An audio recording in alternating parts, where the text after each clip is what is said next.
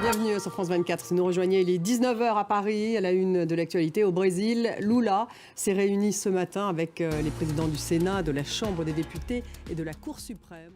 Et puis 19h10, le débat il sera consacré au Brésil au lendemain de l'assaut par les partisans bolsonaristes des trois institutions au cœur de la démocratie brésilienne. Que s'est-il réellement passé? S'agit-il d'un nouveau 6 janvier, d'une tentative de coup d'État comme aux États-Unis? Je poserai la question à mes invités, 19h10. On démarre avec l'actualité au Brésil. Lula, je vous le disais, s'est réuni ce matin avec les présidents du Sénat, de la Chambre des députés et de la Cour suprême. Au lendemain de l'invasion de ces trois institutions, ils ont signé une déclaration commune de défense de la démocratie. 1200 bolsonaristes qui occupaient un campement au cœur de Brasilia ont été arrêtés. Les condamnations se sont d'ailleurs multipliées au sein de la communauté internationale. Le président chilien a soutenu Lula face à ce qu'il qualifie d'attaque lâche contre la démocratie. Emmanuel Macron a également affiché son soutien au président brésilien. Joe Biden a jugé scandaleuses ces violences. Kevin Battista.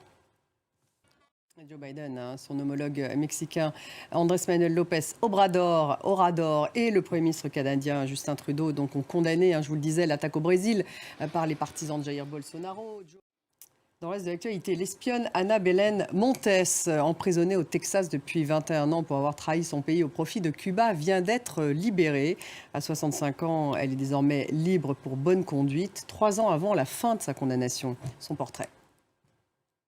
Dans les actualités, la guerre en Ukraine, bien sûr, avec dans la région de Donetsk des séparatistes pro-russes qui ont affirmé avoir pris le contrôle d'un village proche de la ville de Bakhmout. Bakhmout, vous le savez, devenu le symbole de cette guerre. Natacha Milray.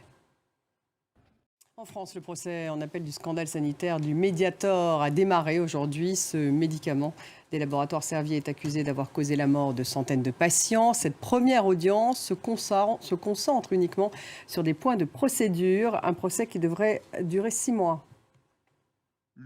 Noël Le Graët reconnaît des propos maladroits, je cite, qui ont créé un malentendu sur Zinedine Zidane. Le président de la Fédération française de football tient à présenter ses excuses personnelles, a-t-il dit. Ces propos ont suscité, vous le savez, de très nombreuses réactions indignées. Il fragilise le président de la FFF, déjà secoué par des accusations de harcèlement et de comportement inapproprié de la part d'anciens salariés, propos qu'il conteste. Natacha Milray. Merci de nous avoir suivis. Reste avec nous dans quelques minutes. Le débat consacré au Brésil à cet assaut par les partisans de Bolsonaro hier. Assaut donc des trois institutions démocratiques brésiliennes. Restez avec nous.